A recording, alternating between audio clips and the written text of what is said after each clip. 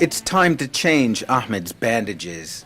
This 25-year-old rebel fighter was wounded in a mortar attack outside Misrata. The prognosis, not good. On arrival, the patient was suffering from the severe head injury due to explosive injury. Shrapnel inside his brain, severe brain edema. So immediately craniotomy was done for him, but as the tension inside the brain coming out. In Misrata's El Hikma hospital, the intensive care unit is full of patients, all with head wounds, most unconscious. But this hospital doesn't just tend to the wounded from the front, because in Misrata's darkest days, the front was everywhere. 5-year-old Malak is checking out. She lost her right leg when her home was hit by a Libyan army missile barrage on her neighborhood on Friday, May 13th. Her mother, Safiya, had just put Malak and her younger brother and sister in bed for a midday nap when the missile hit. I covered them up and went to the kitchen to make lunch, Safiya recalls. When I heard the first blast, I went to save my children.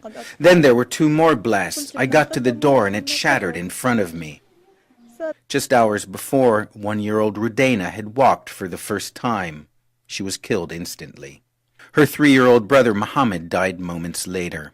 At her grandparents' home, Malak's uncle manages to cheer her up. Her parents say Malak is still in shock and doesn't realize her brother and sister are dead.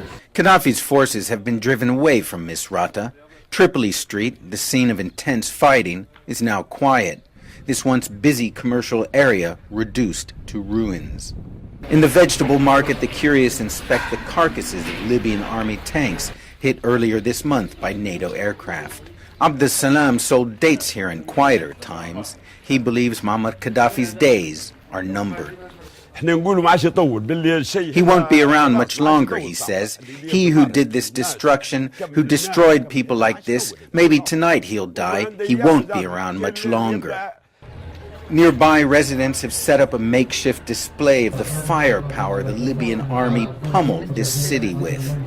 83-year-old Saleh reflects on Misrata's time in hell. We lived in fear, he says. There was nowhere to hide. They were bombing everywhere, here and there, with rockets and artillery. You can see it all here. But Misrata, he declares, still stands. Still standing and already busy clearing away the rubble. Ben Wedeman, CNN, Misrata, Libya.